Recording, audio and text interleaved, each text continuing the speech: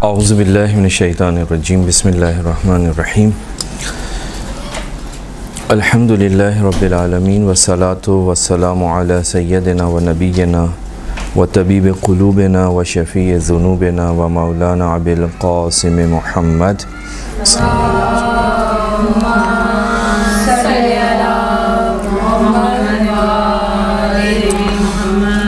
व अला अहले बैतिहि तय्यबीन अत्ताहिरीन अलमासूमीन अलमज़लूमीन ला सिय्यमा बक़ियतिल्लाहिल आज़म अरवाहुना लहुल फ़िदा व लअनतुद दाइमतु अला आदाइहिम अजमईन मिन यौमिना इला क़याम यौमिद्दीन।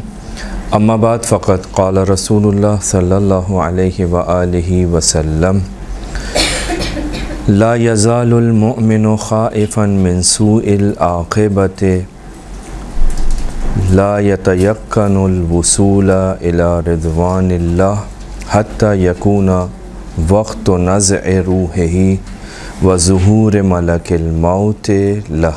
रसूलुल्लाह सल्लल्लाहु अलैहि वसल्लम की हदीस आपकी खिदमत में तिलावत की कि जिसके अंदर अल्लाह का नबी एक बहुत ही अहम मसले की तरफ इशारा कर रहा है। वही हमारा आज मौजू है गुफ्तगू का। फरमाते हैं कि ला यज़ालुल मुअमिनु ख़ाइफ़न मिन सूइल आक़िबति, मोमिन हमेशा बुरे अंजाम से ख़ाइफ़ रहता है। अंजाम यानी ख़ात्मा, एंड। मोमिन हमेशा ये बुरे अंजाम से खौफज़दा रहता है। वो अल्लाह की रज़ा को पाने के बारे में यकीन नहीं रखता।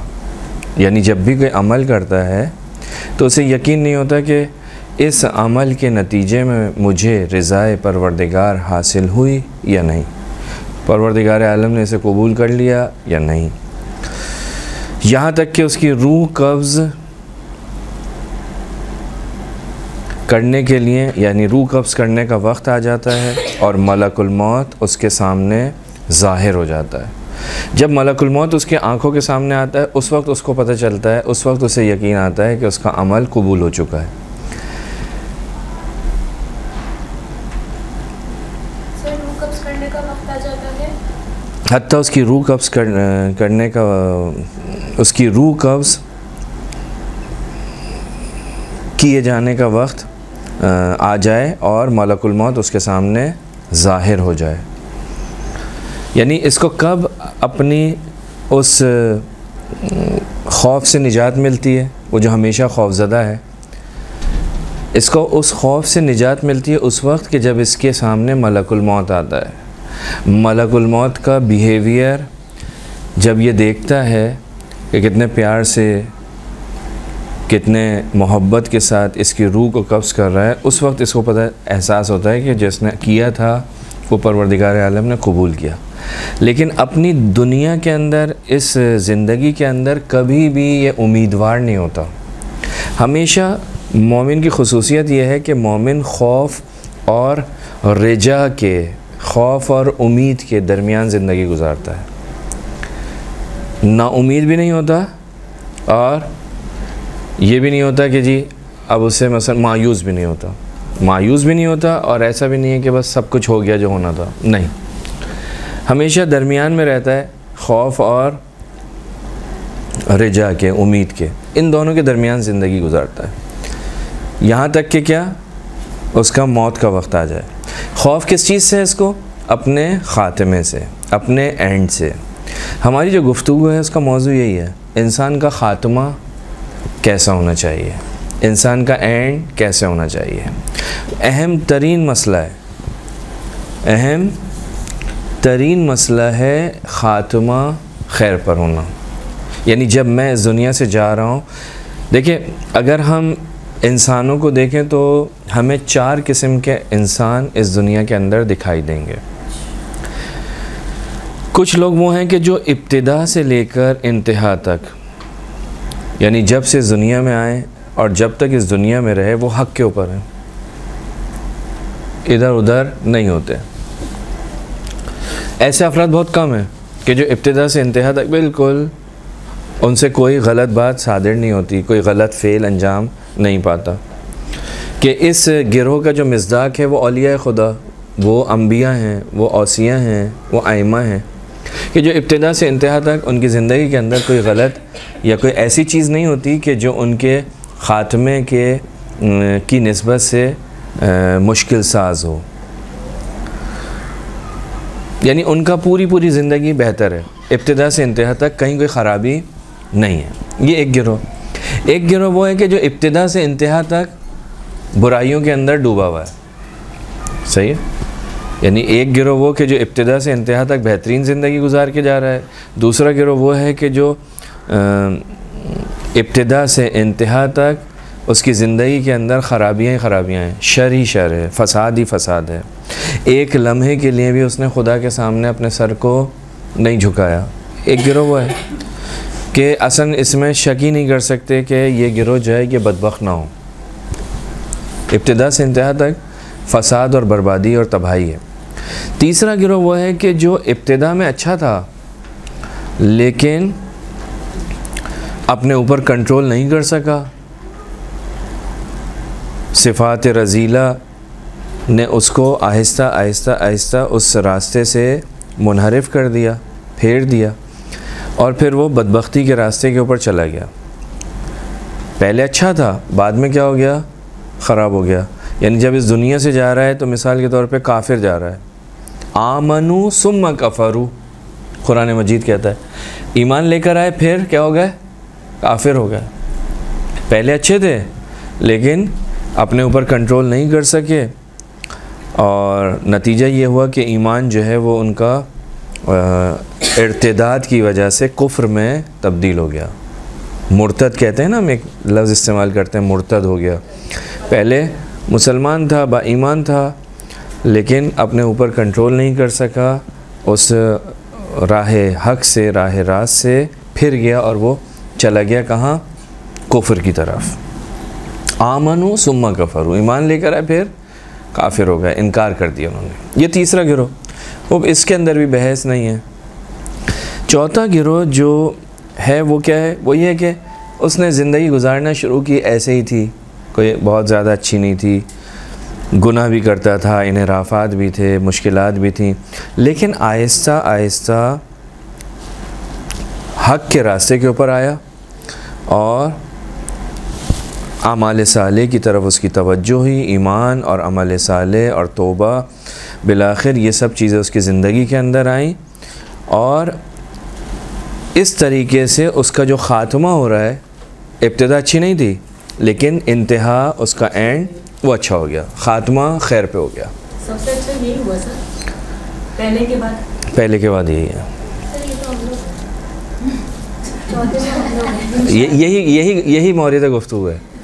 असल बहस हमारी यही है कि हमें हमारा ख़ात्मा जो है वो खैर पे होना चाहिए। पहले वाले के तो हमसे, वो तो औलिया हैं, दूसरे में अल्हम्दुलिल्लाह के हम नहीं हैं, तीसरे में अल्हम्दुलिल्लाह के आज तक नहीं है।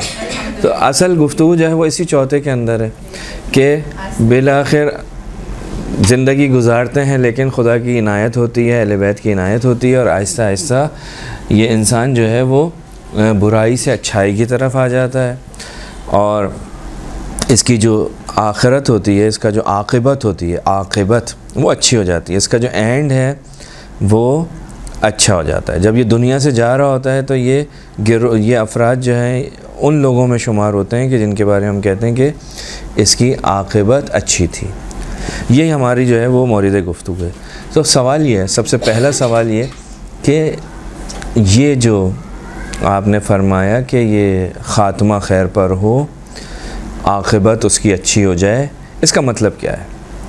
आक़िबत अच्छी हो जाए इसका मतलब क्या है? अगरचे मेरी बात से वाज़ेह हो गया लेकिन फिर भी अर्ज़ करूं कि आक़िबत अच्छी हो जाए, इससे मुराद ये है कि देखें हमारी जो ज़िंदगी है वो लहज़ों पर मुश्तमिल है। लहज़ा, ये जो है ना सेकंड, वक्त, वहाँ बिल्कुल कुछ एक मुख्तसर तरीन जो ज़माने का आप उसका यूनिट जो है वो तसव्वुर कर सकते हैं। जैसे वो कहते हैं ना तरफ़त ऐनिन, एक लम्हे के अंदर जो है वो ऐसा हो गया। तो जो हमारी ज़िंदगी है ये लम्हात पर मुश्तमिल है, हम इस्तेमाल भी करते हैं उर्दू में, ज़िंदगी के लम्हात, ये लम्हे यानी वही एक तरह से एक ज़माने को बयान कर रहा है। तो ये हमारी जो ज़िंदगी के जो लम्हे हैं मुख्तलिफ़ हैं, इब्तिदा से लेकर इंतहा तक कितने लम्हात हैं नहीं मालूम। लेकिन होता क्या है, ये जो हमारा जो मौजू है जिसमें हम कह रहे हैं कि ख़ात्मा खैर पर हो, एंड अच्छा हो, इसमें हमारी मुराद यही है कि जो इसकी ज़िंदगी के आखिरी लम्हात हैं, पीछे कितनी 50 साल गुजारे, 80 साल गुजारे, जैसे भी गुज़रे, लेकिन ये जो इसका आखिरी का जो वक्त था जब ये इस दुनिया से जा रहा था, जब मलकुल मौत इसके सामने खड़ा था, तो उस वक्त इसकी कैफियत ये थी कि ये ईमान की हालत में था, तौबा इसकी कबूल हो चुकी थी और बेहतरीन अंदाज में वो शहादतैन कहकर इस दुनिया से रुखसत हो रहा था आखिरी लम्हे में। यानी जब ये उस दुनिया में कदम रख रहा था तो ईमान के साथ कदम रख रहा था।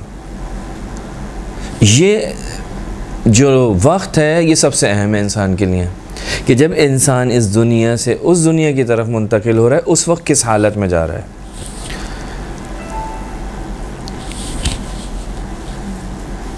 ईमान के साथ जा रहा है, अल्लाह पर ईमान रखता है नहीं रखता, रसूल अल्लाह पर, किताब पर, आइमा मासूमीन पर ईमान रखता है नहीं रखता। लिहाजा आखिरी वक्त के अंदर भी जो हम अपने मरहूमीन के साथ एक काम करते हैं, एक मुस्तहब इबादत जो हमारी ज़िम्मेदारियों में से बयान की गई है, जिसे हम अंजाम देते हैं, वो क्या है? तलकीन। उस तलकीन के अंदर आप क्या करते हैं? अल्लाह, रसूल, कुरान, जन्नत, दोज़ख, मलाइका, आइमा, इन सब चीज़ों को दोहराते हैं कि इस वक्त ये चीज़ इसके दिल में उतर गई तो इसकी मुश्किलात अच्छी हो जाएंगी, आसान हो जाएंगी, आक़िबत अच्छी हो जाएगी, एंड अच्छा होगा, ख़ात्मा अच्छा होगा ईमान के साथ। मुहिम ये है कि जब इंसान इस दुनिया से जा रहा है तो उस वक्त वो किस अक़ीदे और किस अमल के साथ जा रहा है। बहुत ही अहम मौजू है ये, ख़ात्मा खैर पर होना बहुत ही अहम मौजू है। अगर आप कुरान मजीद में जाएं तो कुरान मजीद के अंदर इससे सिलसिले में बहुत सारी चीज़ें हमें दिखाई देती हैं। बहुत सारी आयत ऐसी हैं कि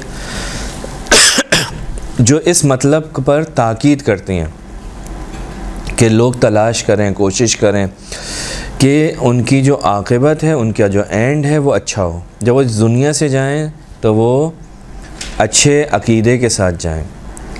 परवरदिगार आलम कुरान मजीद के अंदर एक मकाम पर फरमाता है, या अय्युहल्लज़ीना आमनु इत्तक़ुल्लाह हक़्क़ तुक़ातिह वला तमूतुन्ना इल्ला व अंतुम मुस्लिमून। परवरदिगार ख़ुद मुसलमानों, इन साहिबान ईमान को वसीयत कर रहा है, कहा कि जब तुम इस दुनिया से जाओ ना तो उस वक्त तुम किस हालत में जाओ? मुसलमान हो, यानी अल्लाह के सामने तस्लीम हो। कहा कि नहीं मरो मगर ये कि इस्लाम की हालत में, तस्लीम की हालत में।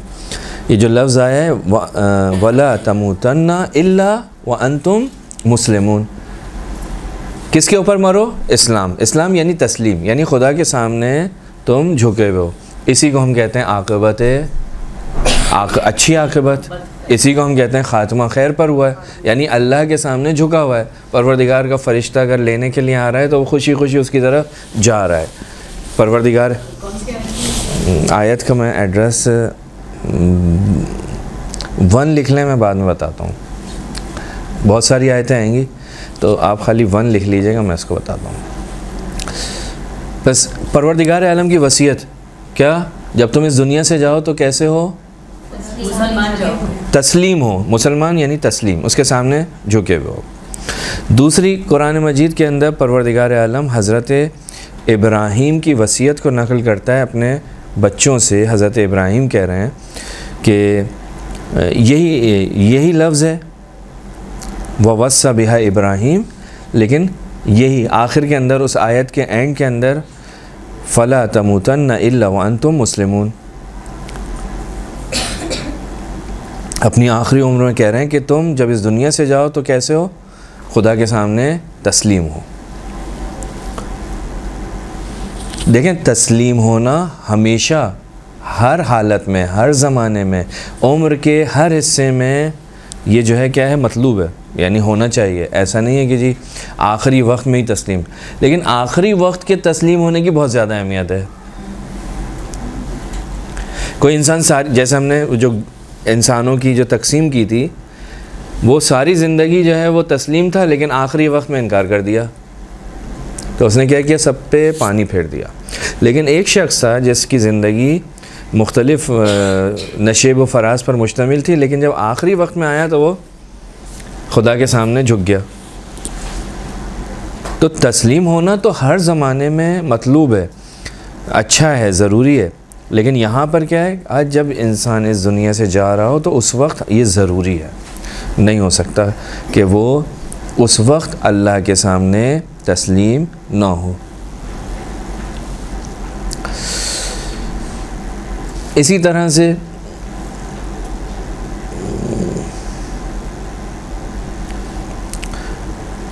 कुरान मजीद के अंदर एक और मकाम पर, इसको आप चाहें तो 3 नंबर लिख लीजिएगा, मैं आयत का एड्रेस बताता हूँ।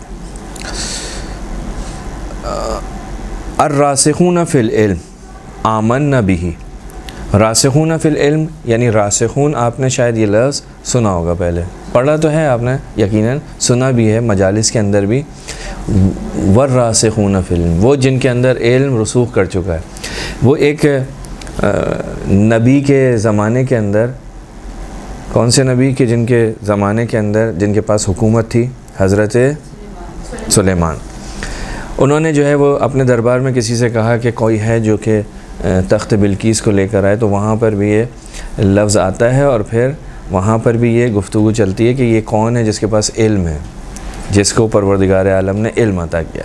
और उसके पास वहाँ पर क्या कहा था, फरमाया कहा कि थोड़ा सा इल्म था, तो उसने क्या किया, पलक झपकने से पहले जो है तख्त बिल्कीस को हाजिर कर दिया, जिसके पास इल्म हो।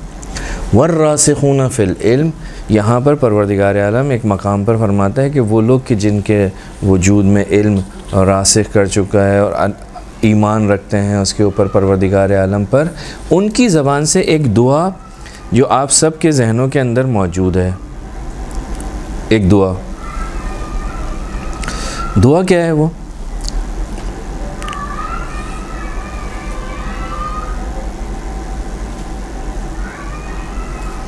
रब्बना ला तुज़िग़ क़ुलूबना बादा इज़ हदैतना। ये दुआ है, हम सब पढ़ते हैं। इस दुआ का माना क्या है?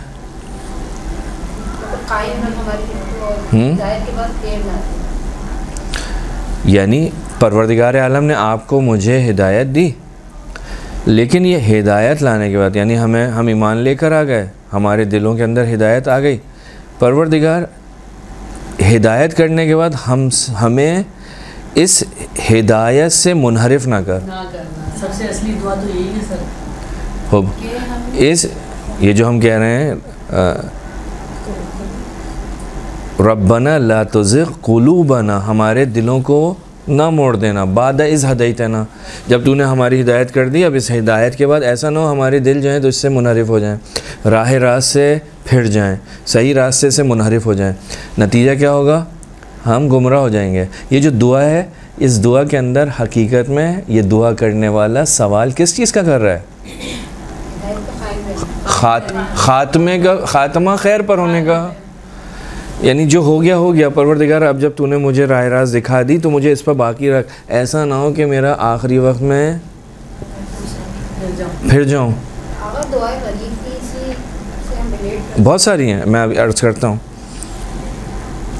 तो यहाँ पर भी क्या है, हम यही कर रहे हैं। यानी वो देखें, रासिखून जो हैं ये कौन है? ये वो अफराद हैं कि जो नबी या आइमा मासूमीन, जिनके अंदर इल्म रसूख कर चुका है, ठीक है। जब वो अफराद इस ख़ात्मे की निस्बत से परेशान हैं, उसके बारे में सोचते हैं, तो फिर सोचिए कि हमें किस तरह से उसके बारे में सोचना चाहिए। यानी जो मासूम अफराद हैं उनकी ज़बान से ये अल्फाज निकल रहे हैं। इसी तरह से एक दुआ जो हम करते हैं, रब्बना आतिना फ़िद दुनिया हसना व फ़िल आखिरति हसना यानी परवरदिगारा इस दुनिया के अंदर भी नेकी और आखिरत में भी नेकी। यानी क्या? आखिरत में नेकी। आखिरत में नेकी यानी ये कि हमें अज़ाब जहन्नम से निजात दे, अज़ाब जहन्नम से निजात दे। वो अज़ाब जहन्नम से कब निजात मिलेगी? उस वक्त के जब इंसान इस दुनिया से जाते वक्त ईमान के साथ जाए, उसका ख़ात्मा अच्छा हो।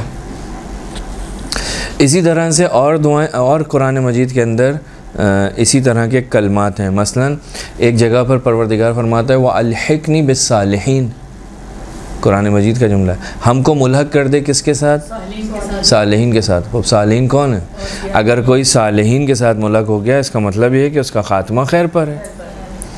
हो या मसलन व तवफ़ना मअल अबरार, हमें किसके साथ उठा? अबरार के साथ, नेक लोगों के साथ। अब ये क्या है? तवफ़नी मुस्लिमा, जब मैं उठूँ इस दुनिया से तो क्या हूँ? मुसलमान उठूँ। ठीक, तो ये सारी की सारी दुआएं जो हैं या सारे कलमात या आयात, ये क्या कह रहे हैं? ये मुझे आपको इस चीज़ की तरफ मुतवज्जे कर रहे हैं कि देखो, किसी भी सूरत में तुम्हारे अपने वजूद के अंदर ये बदगुमानी मत लेके आना कि तुम बहुत अच्छे हो। तुम्हारी तवज्जो सिर्फ़ और सिर्फ इस चीज़ की तरफ होनी चाहिए कि तुम्हारा ख़ात्मा अच्छा हो, ख़ात्मा अच्छा हो। रिवायात के अंदर जाएं, ये तो आयात थी चंद जो मैंने अर्ज़ की। इसी तरह रिवायात, बहुत सारी रिवायत हैं। मिन जुमला एक रिवायत रसूल खुदा सल्लल्लाहु अलैहि वसल्लम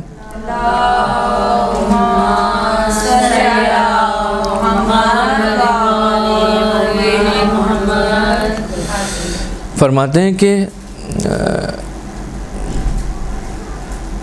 एक बंदा है जो जहन्नुमियों का अमल अंजाम देता है, यानी अमल वो करता है जो जहन्नुमी अफराद करते हैं, जबकि ख़ुद जो है वो अहले जन्नत में से है। अमल जहन्नुमियों वाला है लेकिन ख़ुद क्या है? अहले जन्नत में से। और यकीनन कुछ बंदे ऐसे हैं कि जिनका अमल जन्नतियों वाला है जबकि वो क्या हैं? अहले जहन्नम में से हैं।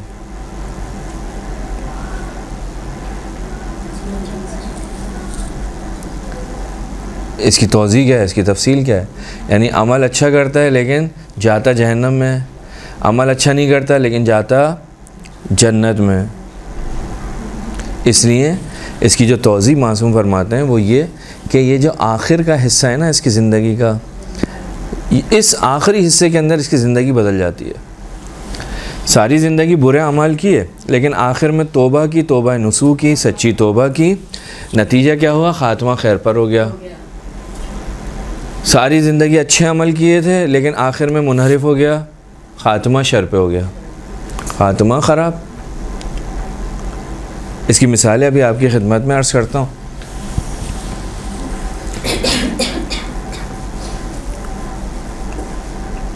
अमीरुल मोमिनीन अली इब्न अबी तालिब अलैहिस्सलाम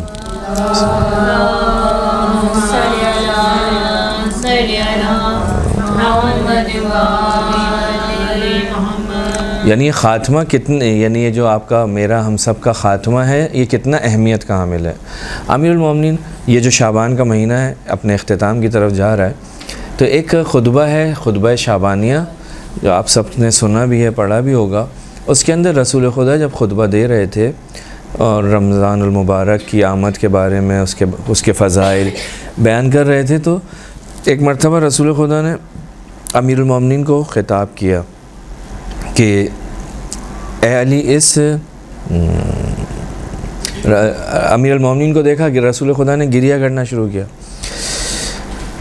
पूछा कि या रसूल अल्लाह,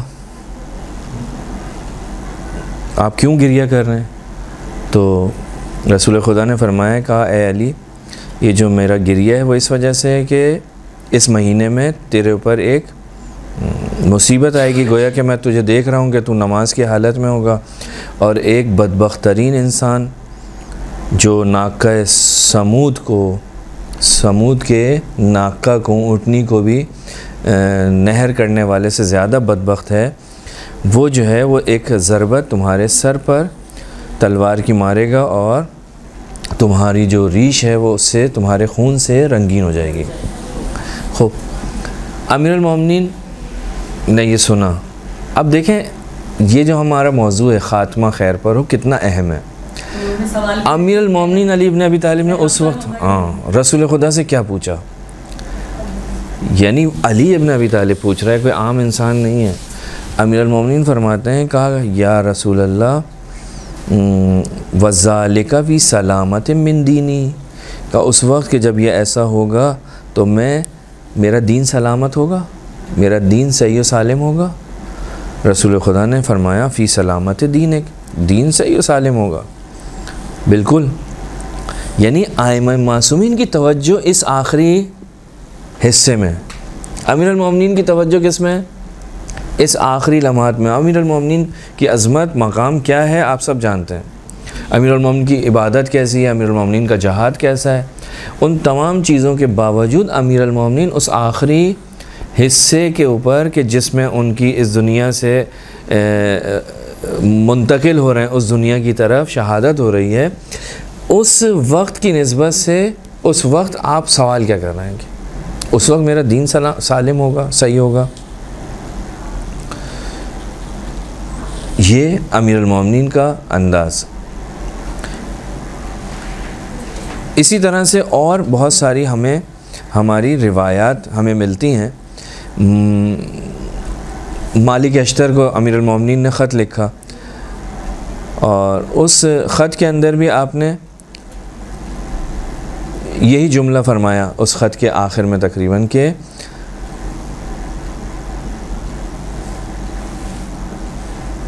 यानी दुआ की कि परवरदिगार मेरी और तेरी उम्र जो है वो खैर पर ख़त्म करे, खैर पर, सआदत पर, शहादत पर। मेरी और तो तेरी उम्र को किसके ऊपर, शहादत और सआदत पर ख़त्म करे। यानी जब मैं दुनिया से जा रहा हूँ तो अच्छी मौत के साथ इस दुनिया से जाऊँ, शहादत की मौत मुझे मिले, सआदत की मौत मुझे नसीब हो।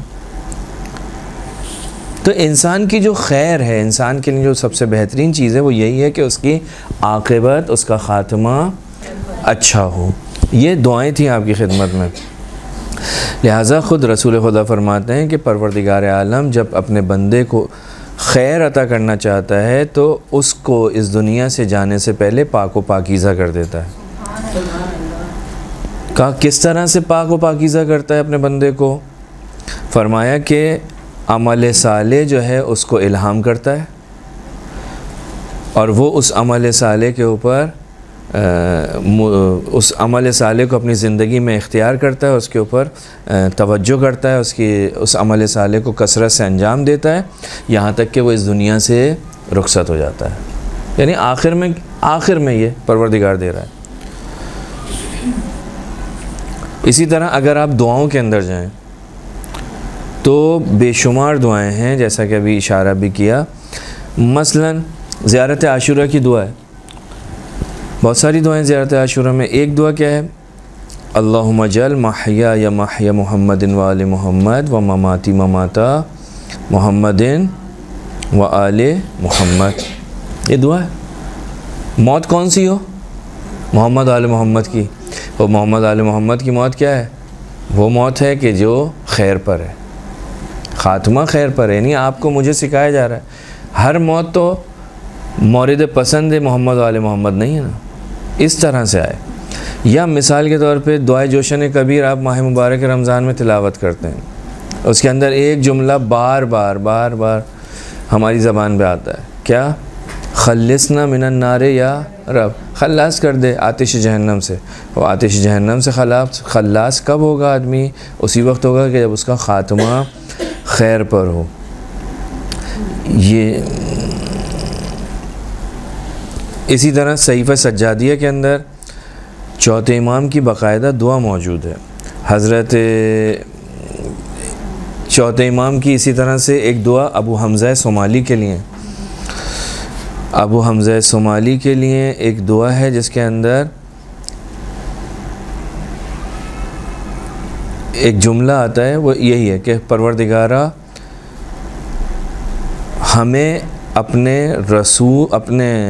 अपनी और अपने दीन और अपने रसूलों की राह पर मौत अता फरमा, यानी मेरी मौत आए तो मैं तेरे रास्ते पर, तेरे रसूलों के रास्ते पर हूँ। अब ये क्या, यानी ख़ात्मा खैर पर हो, ख़ात्मा खैर पर हो। यानी तवफ़नी फ़ी सबीलिका व अला मिल्लत रसूलिक।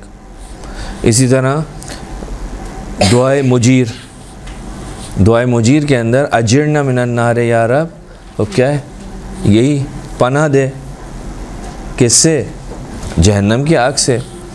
इसी तरह माह रमज़ान की दुआ, माह रजब की दुआएं हैं, दुआए अदीला है, अल्लाहुम्मा इन्नी आऊज़ु बिका मिनल अदीलत इंदल मौत।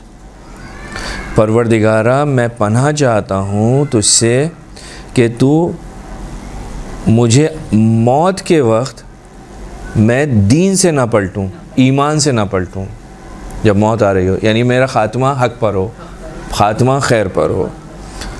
तो ये सारी की सारी चीज़ें क्या हैं, ख़ात्मा बख़ैर के लिए ख़ुद हमें रिवायात के अंदर, दुआओं के अंदर मिलती हैं।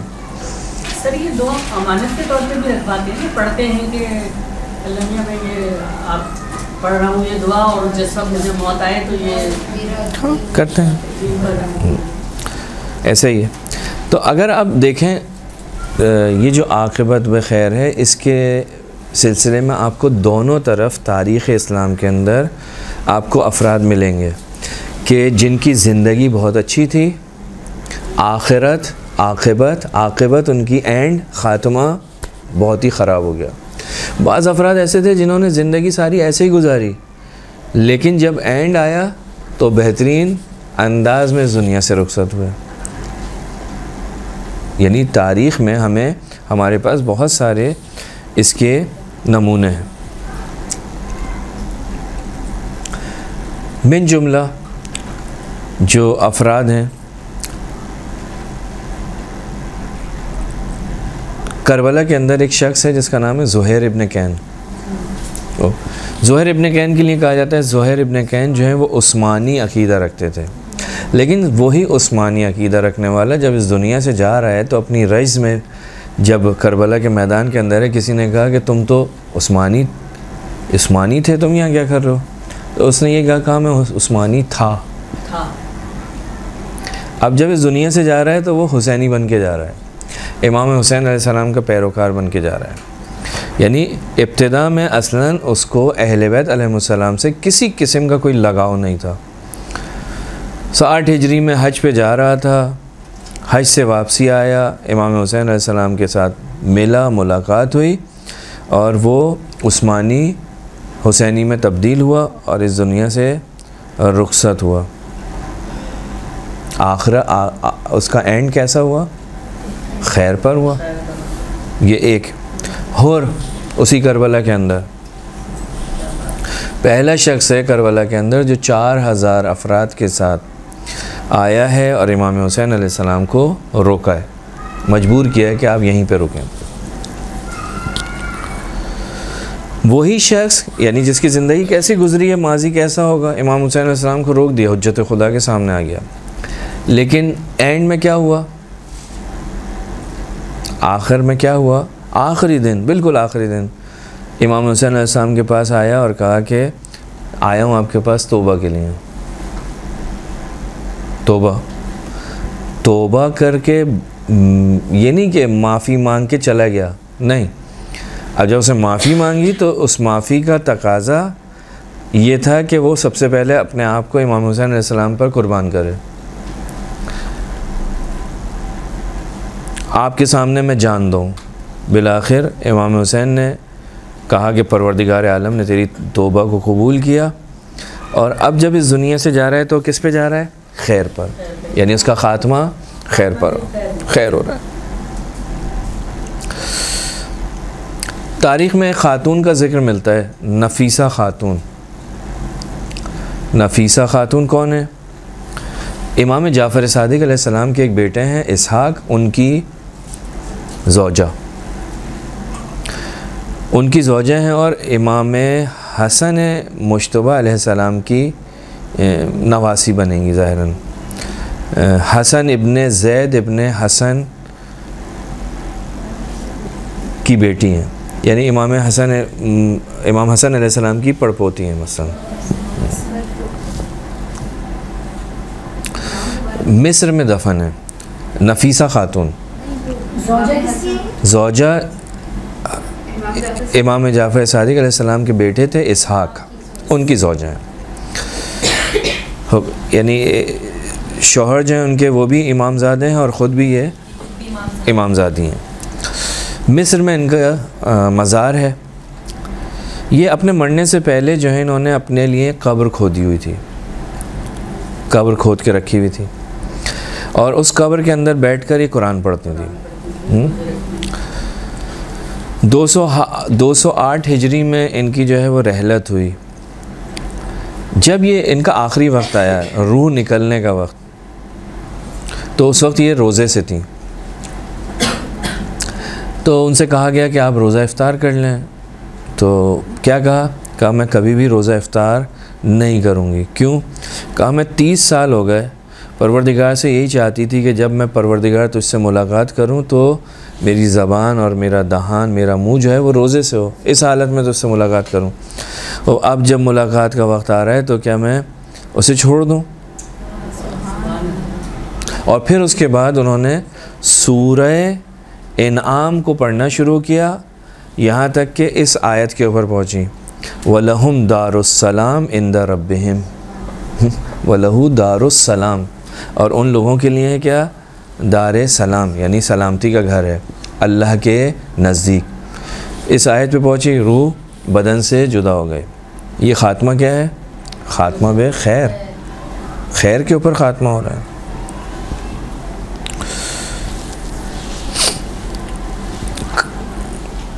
जंग ओहद के अंदर एक शख्स आया, काफिर था, लेकिन जंग के दौरान ही जो है वो उसके अंदर कुछ तब्दीलियाँ ईजाद हुई और उसने क्या किया, इससे पहले कि वो मरता उसने इस्लाम को कबूल किया, रसूल खुदा की खिदमत में आया, इजाज़त ली। अभी उधर से जंग करने के लिए आया था, अब रसूल खुदा की तरफ से यानी इस्लाम की तरफ से वो क्या करने, जंग करने मैदान में गया। रसूल ने इजाज़त दी और कुछ मुद्दत जंग करने के बाद क्या हो गया, शहीद हो गया।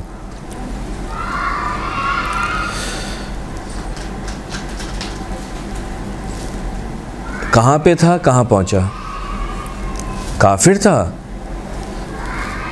लेकिन क्या हुआ, रसूल खुदा के ऊपर ईमान लाया उसी जंग के मैदान में, और मुसलमान होने के बाद इजाज़त ली उसने, जंग पे गया, शहीद हुआ।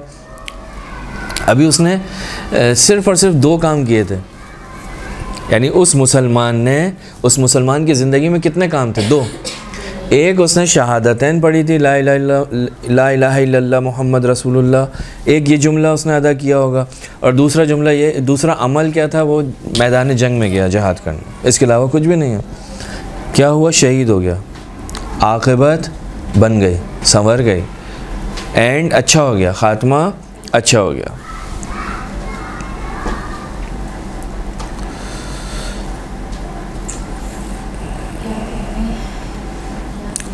तो ये एक तरफ। इसके मुकाबले के अंदर अगर हम देखें, वो अफराद के जो बहुत अच्छे थे लेकिन उनके एंड जो है वो ख़राब हो गया, यानी सब कुछ उनका ज़ाया हो गया। सर कुछ तो कोई तो ज़िंदगी का एक अच्छा अमल होगा ना जो खुदा को इतना पसंद आया कि आखिरी लम्हे। बिल्कुल ऐसे ही है, बिल्कुल ऐसे ही है। अभी अर्ज़ करता हूँ, अगर टाइम बच गया तो अर्ज़ करता हूँ। कुछ चीज़ें, कुछ मिसालें उनकी कि जिनकी आक़िबत ख़राब हुई। लेकिन मैंने अर्ज़ किया था कि मोमिन हमेशा अपनी आक़िबत की निस्बत से खौफज़दा है, हसास है, आक़िबत अच्छी होनी चाहिए। अब देखें, एक रसूल का सहाबी है सालिबा इब्ने हातिब, सालिबा से एन लाम बे है,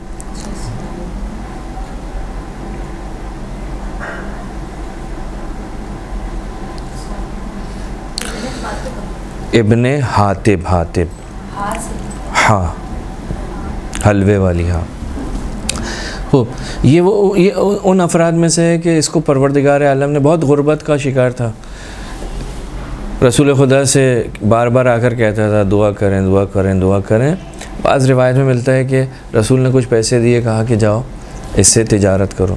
तिजारत इतनी बड़ी कि नमाज मदीना सब कुछ इसने छोड़ दिया, बाहर चला गया। कुछ अरसे के बाद जब ज़कात वाजिब हुई, यानी इतना कुछ इसको परवरदिगार आलम ने नवाजा, लेकिन जब ज़कात वाजिब हुई और रसूल ने भेजा किसी को, कहा जाओ उससे ज़कात लेकर आओ, तो उसने फिर वहाँ पर कंजूसी दिखाई और इनकार कर दिया। कहा कि क्यों, ये तो मैंने अपनी मेहनत से कमाया, मैं क्यों ज़कात दूँ, मैं क्यों दूँ, ये मेरा है। सारी ज़िंदगी रसूल के पीछे नमाज़ पढ़ता रहा। आखिर में क्या हुआ, कुरान मजीद में आयत नाजिल हुई जो उस शख्स की मज़म्मत कर रही है।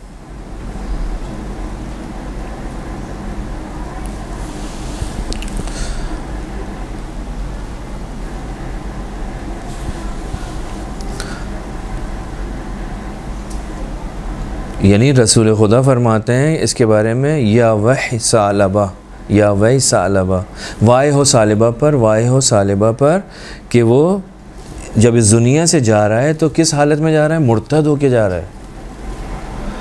सारी ज़िंदगी रसूल खुदा के साथ रहा, लेकिन आखिरी ज़िंदगी के अय्याम में मुर्तद हो गया।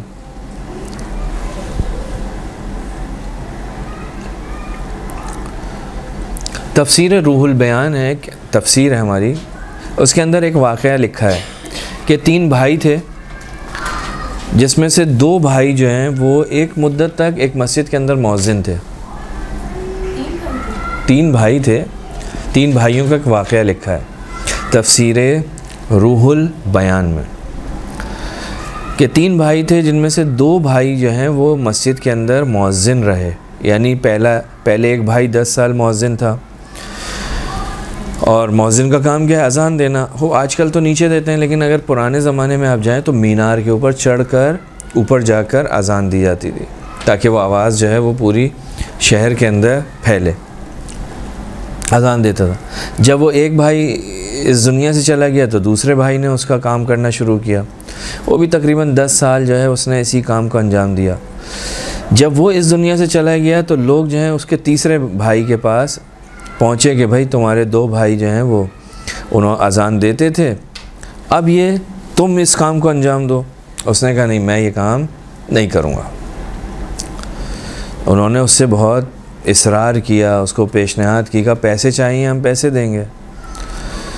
उसने फिर भी कबूल नहीं किया, बहुत ज़्यादा इसरार किया उससे। फिर आखिर में पूछा, बिल आखिर क्यों तुम कबूल नहीं करते, हम तुम्हें पैसे दे रहे हैं, चंद बराबर पैसे देंगे, पहले से बहुत ज़्यादा पैसे देंगे। जब बहुत ज़्यादा इसरार किया तो उन्होंने कहा कि मुझे अज़ान कहने में कोई ऐब महसूस नहीं होता, अज़ान देने में, यानी अज़ान मुझे बुरी नहीं लगती कि मैं अज़ान नहीं देना चाह रहा, नहीं, ये मसला ये नहीं है। लेकिन अगर तुम मुझे 100 बराबर भी पैसे दोगे मैं नहीं करूँगा ये काम। वो पूछा भाई आखिर मसला क्या है?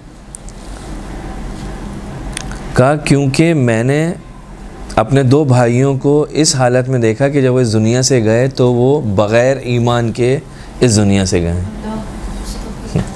तो मैं नहीं चाहता कि मैं भी बेईमान यानी ईमान के बग़ैर इस दुनिया से जाऊं। का क्या मसला, क्या मतलब, क्या कहना चाहते हो? कहा जब मेरा भाई इस दुनिया से जा रहा था बड़ा वाला, तो मैं उसके सिराने पे मौजूद था और मैं चाहता था सूरह यासीन की तिलावत करूं। तो वो मुझसे अपनी हल्की सी आवाज़ में मुझ पे एतराज़ कर रहा था और मुझसे कह रहा था कि ये कुरान क्या है, कुरान को क्यों पढ़ रहे हो? का जब दूसरा भाई इस दुनिया से जा रहा था उसने भी मुझे यही एतराज़ किए, कुरान क्या है, कुरान क्यों पढ़ते हो? का मुझे समझ में नहीं आया कि आखिर सबब क्या है कि ये लोग जो हैं कुरान की मुखालफत कर रहे हैं। आखिर जाते जाते ज़िंदगी में तो कुरान पढ़ते थे, अज़ान देते थे, सब कुछ करते थे। मतलब मुझे ये तवक्को नहीं थी कि मेरे भाई जो हैं वो इस तरह से मना करें। का एक रात जो है वो परवरदिगार आलम ने मुझ पर एहसान किया और ख्वाब में मुझे अपने बड़े भाई की ज़ियारत नसीब हुई, यानी मैं उसको देखा, मेरा अपने बड़े भाई को अज़ाब के अंदर है। मैं उसके करीब गया, मैंने उससे कहा कि मैं तुम्हें नहीं छोड़ूंगा मगर ये कि मुझे ये बताओ कि तुम क्या वजह थी कि तुम्हारा ईमान जो है वो चला गया, जब तुम इस दुनिया से जा रहे थे तो तुम ईमान की हालत में नहीं थे, क्या वजह है, क्यों ऐसा हुआ?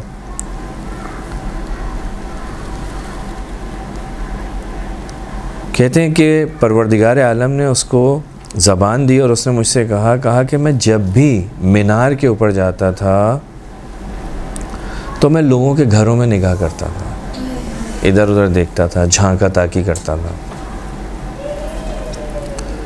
ये जो चीज़ थी ये सबब बनी किस चीज़ का?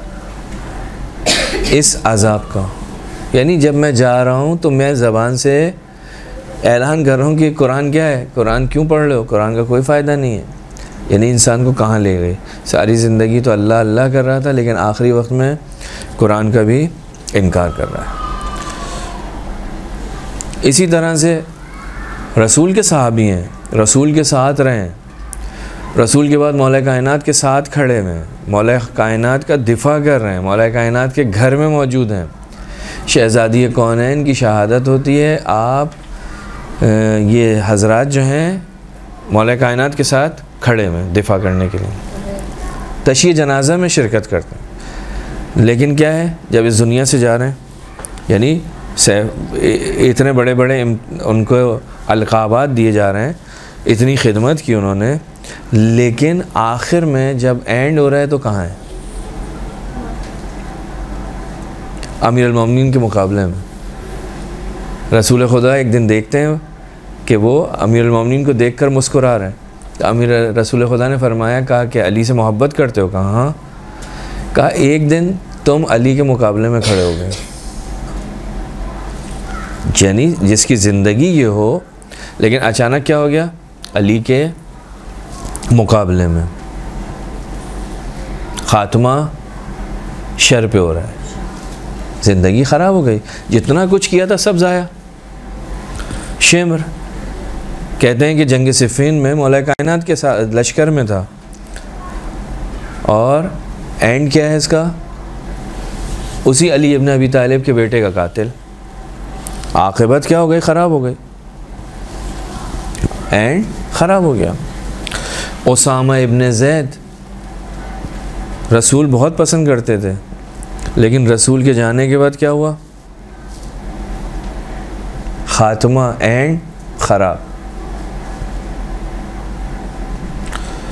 तो ये बहुत सारी चीज़ें ऐसी हैं जो कि ऐसी मिसालें हमें मिलेंगी कि जो इंसान के, यानी ऐसे इंसान मिलेंगे कि जो बहुत अच्छे थे लेकिन आखिर में जाकर, ये तो तारीख़ी मिसाल हैं, हम अपने अतराफ़ में भी ऐसी मिसालें ढूंढ सकते हैं कि पहले बहुत अच्छे थे, आखिर में बहुत बुरे हाल में इस दुनिया से गए। बाज़ अफराद जो अच्छे नहीं थे लेकिन जब इस दुनिया से जा रहे हैं बहुत अच्छे जा रहे हैं, नूरानी होकर जा रहे हैं। लिहाजा उलमाए किराम की भी ये सुन्नत, ये सीरत में मिलता है। एक शख्स से नक़ल है कि वो मशहद मुशर्रफ ज़ियारत पर गया, ज़ियारत पर उसने देखा, वहाँ पर उसने तीन मुज्तहिद ज़ाहिरन 3 मुज्तहिद थे उस ज़माने के जो हरम के अंदर मौजूद थे। वो बारी बारी हर एक के पास गया, कहा कि क़िबला ये बताइए, अगर तय हो कि इस इमाम रज़ा अलैहिस्सलाम के हरम में मेरी एक दुआ कबूल हो तो वो मैं दुआ कौन सी मांगूँ, वो दुआ मैं क्या मांगूँ? अब पहले के पास गया, कहा कि तुम अपने आक़िबत के अच्छे होने की दुआ मांगो, तुम अपने ख़ात्मे खैर की दुआ मांगो। कहा दूसरे के पास गया, उनसे भी मैंने यही सवाल उनके सामने रखा, उन्होंने भी यही जवाब दिया, कहा अपने ख़ात्मे के खैर पर होने की दुआ मांगो। कहा तीसरे के पास गया, तीसरे ने भी यही जवाब दिया। कहा मैं कुम आया, कुम में मुज्तहिद की खिदमत में गया, उनसे कहा कि अगर ये तय हो कि मैं एक दुआ करनी है तो क्या दुआ करूं? कहा अपना ख़ात्मा अच्छा होना चाहिए, इसकी दुआ करो। यानी बुज़ुर्ग उलमा जो हैं वो इसी चीज़ की तरफ मुझे, आपको, हम सबको मुतवज्जे कर रहे हैं कि हमारा जो ख़ात्मा है वो अच्छा हो जाए।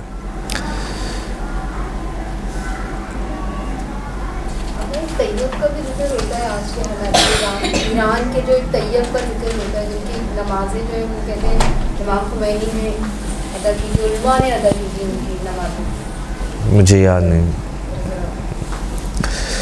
अच्छा, अब ये एक सवाल है, बस ये चीज़ें मौजूद हैं हमारे पास, ठीक है। अब ये एक सवाल के आक़िबत कैसे अच्छी होगी, ख़ात्मा कैसे अच्छा होगा। देखिए, बहुत सारे इसके अवामिल हैं। एक आमिल तो यह है कि तक़वा, एक सबब तक़वा इंसान की आक़िबत के अच्छा होने का सबब, इंसान के ख़ात्मा खैर पर होने का सबब बनता है। कुरान मजीद के अंदर मुख्तलिफ़ जगहों पर आपको ये जुमला मिलता है, वल आक़िबतु लिलमुत्तक़ीन वल आक़िबतु लित्तक़वा। आक़िबत, अच्छी आक़िबत, नेक ख़ात्मा किसके लिए है? अहले तक़वा के लिए।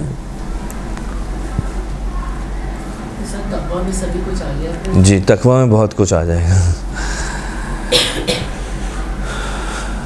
अच्छा, इसी तरह से अपने दीन अकायद को मज़बूत करना। अकायद अगर मज़बूत होंगे तो इंसान जो है वो क्या होगा, उसका एंड जो है वो अच्छा हो सकता है। यानी बार बार अपने अकायद की तलकीन करना, अपने आप को अपने वजूद के अंदर इन अकायद को उतारना, अकायद को महकम करना, मज़बूत करना। इमाम सादिक़ अलैहिस्सलाम की वो जो मशहूर हदीस है कि जिसमें इमाम से पूछा गया कि ग़ैबत के ज़माने में जब हम आपके चाहने वालों का, शियों का इम्तिहान होगा, बहुत सख्त ज़माना होगा, क्या करें? कहा कि अपने दीन की हिफाजत के लिए दुआ करें। क्या करें? दीन की हिफाजत के लिए दुआ। और फिर उस दुआ के अंदर वही जो मशहूर दुआ है कि वो अल्लाहुम्मा अर्रिफ़नी हुज्जतक फ़इन्नका इन लम तुअर्रिफ़नी हुज्जतक ज़ललतु अन दीनी, उसका आखिरी हिस्सा। इसके बाद जो है वो यही फरमाया इमाम ने कि खुदाया मेरी जो मौत है वो जाहिलियत की मौत ना हो, और मेरा जो दिल है हिदायत करने के बाद गुमराह ना हो। वही वाली आयत जो हमने पहले पढ़ी थी, ला तुज़िग़ क़ल्बी बादा इज़ हदैतनी, मेरा दिल जो है गुमराह ना हो जाए हिदायत के बाद। यानी जब मैं दुनिया से जाऊं तो बिल्कुल सही रास्ते पर जाऊं, मैं जाहिलियत की मौत पर नहीं जाऊं। जाहिलियत की मौत यानी कुफ्र की मौत। जब इस दुनिया से जा रहा हूं तो मेरा ख़ात्मा खैर पर हो।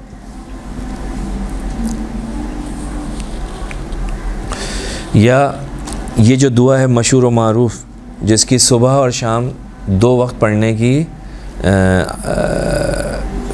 ताकीद आई है, अल्लाहुम्मा मुक़ल्लिबल क़ुलूब वल अब्सार सब्बित क़ल्बी अला दीनिक वला तुज़िग़ क़ल्बी बादा इज़ हदैतनी व हबली मिन लदुनका रहमा। दुआ है। इस दुआ के अंदर और क्या है? हम दीन पे बाकी रहें। यानी इस दुनिया से जब हमारी रूह हमारे बदन से जुदा हो तो हम तेरे मोती हों। या मसलन ये जो दुआ है, दुआए रज़ीतु बिल्लाहि रब्बन व बिल इस्लाम दीना व बि मुहम्मदिन सल्लल्लाहु अलैहि व आलिहि नबिय्या व बि अली इमामा व बिल हसन वल हुसैन, और फिर 11वें इमाम तक चलते रहेंगे। यानी रज़ीतु बिल्लाह, ये सुबह शाम आप इसकी क्या करो? पढ़ो। ताकीद आई है। ये किस लिए आई है? ताकि अकायद जो है मज़बूत हों, ये चीज़ें अंदर उतर जाएं। अल्लाह का अकायद, अकीदा, रसूल का अकीदा, इमामत का अकीदा, ये वजूद में उतर जाए। जहन से निकल गया, इसका ख़ास नाम है।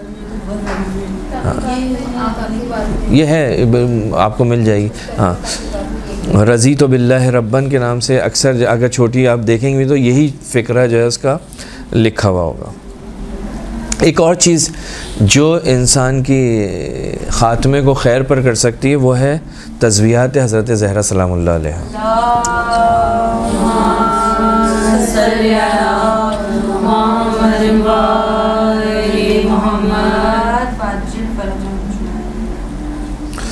क्या तस्बीह, जनाब सैयदा की तस्बीह। एक रिवायत में एक वाक़या मिलता है कि एक जवान था, वो अपने दोस्तों के साथ गया तो बहुत ज़्यादा कसरत से जो है वो तस्बीह हज़रत ज़हरा पढ़ता था। लोगों ने पूछा भाई इसका क्या सवाब है, इतनी ज़्यादा तुम तस्बीह पढ़ते हो? तो कहने लगा कि बात दरअसल ये है कि मैं अपने वालिद के साथ एक सफ़र पर गया और उस सफ़र में उनकी हालत ख़राब हुई और उनका इंतकाल हुआ। कहा जब उनका इंतकाल हुआ तो मैंने देखा कि उनका चेहरा सियाह हुआ, और जब वो सियाह हुआ मैं देख रहा था, परेशान हो रहा था, और फिर सियाह होने के बाद कुछ देर के बाद मैंने देखा कि वो सफ़ेद होना शुरू हुआ और वो इस दुनिया से रुखसत हो रहा है। मैं हमेशा सोचता था ये आखिर क्या माजरा है, ये पहले सियाह हुआ फिर सफ़ेद हुआ। एक दिन मैंने अपने वालिद को ख्वाब में देखा, कहा तो मैंने उनसे सवाल किया कि आखिर वो क्या माजरा था, पहले आपका चेहरा सियाह हुआ फिर आपका चेहरा सफ़ेद हुआ। कहा कि जब मेरी रूह निकली तो उस वक्त रूह निकल रही थी तो उस वक्त मेरे ऊपर अज़ाब हो रहा था, सख्ती के आलम में था, उसकी वजह से, गुनाहों की वजह से मेरा जो चेहरा था वो सियाह होने लगा। लेकिन उसी लम्हे रसूल खुदा तशरीफ़ लाए और रसूल खुदा ने एक चीज़ मुझे अता की और कहा कि ये वो जो तस्बीह तू पढ़ता था उसका सवाब है। कि जैसे ही वो मेरे जिस्म के ऊपर वो चीज़, उस चीज़ को रखा, वो सियाही सफ़ेदी के अंदर तब्दील हो गई। का उस दिन के बाद से अब मैं अपनी ज़िंदगी के अंदर इस चीज़ को जो है मैंने बसा लिया है कि मैं हज़रत ज़हरा सलामुल्लाह अलैहा की तस्बीह कसरत से पढ़ता हूँ। देखें वो जब जा रहा था उस तस्बीह के नतीजे में उसके सारी प्रॉब्लम हल हुई और वो जन्नत के अंदर बैठा हुआ है। तो कितनी आसान है अगर इंसान कोशिश करे तो। ये भी किसी को जी एक और चीज़ जो इंसान की आक़िबत को अच्छा कर सकती है वो है इंसानों की, मोमिनों की और बिलखुसूस वालिदैन की खिदमत इंसान की आक़िबत को अच्छा कर देती है। वालिदैन की खिदमत उन चीज़ों में से है कि जो इंसान की आक़िबत को अच्छा कर देती है। एक शख्स आया रसूल खुदा की खिदमत में, अर्ज़ किया कि मैं बहुत बड़े बड़े गुनाह किए हैं, क्या करूं? यानी मैंने अपनी बच्ची को ज़िंदा दफन कर दिया, क्या करूं? आप मुझे कोई ऐसा अमल बताएं जिससे खुदा मुझे बख्श दे, मेरी आक़िबत अच्छी हो जाए, एंड अच्छा हो जाए। रसूल खुदा ने कहा माँ है? कहा कि नहीं। कहा खाला है? कहाँ है? कहा जाओ खाला के साथ नेकी करो, खाला के साथ नेकी करो। और फिर फरमाया, कहा अगर इसकी माँ होती तो बहुत अच्छा होता, क्योंकि माँ के साथ नेकी करने का जो असर है यकीनन वो इससे ज़्यादा है। काश इसकी माँ होती। इसी तरह से चौथे इमाम से रिवायत है कि एक शख्स रसूल खुदा के पास आया, बड़े उसने काम किए थे। कौन सा काम है जो मैंने गलत काम है, बुरा काम है जो मैंने नहीं किया? हर काम किया है। क्या मेरे लिए तौबा हो सकती है? मुमकिन है मैं बख्श दिया जाऊँ? रसूल खुदा ने फरमाया, कहा कि तुम्हारे वालिदैन हैं, वालिदैन में से कोई ज़िंदा है? कहा मेरा बाप ज़िंदा है। कहा जाओ अपने बाप के साथ नेकी करो कि परवरदिगार आलम तुम्हारा ख़ात्मा खैर पर करेगा।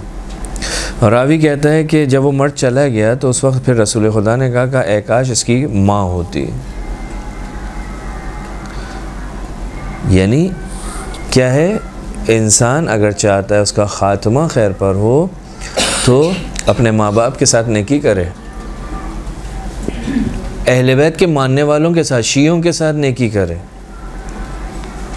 ये चीज़ें क्या हैं? ये इंसान के ख़ात्मे को, इंसान के अंजाम को, इंसान के एंड को अच्छा कर देती हैं, अच्छे में तब्दील कर देती हैं।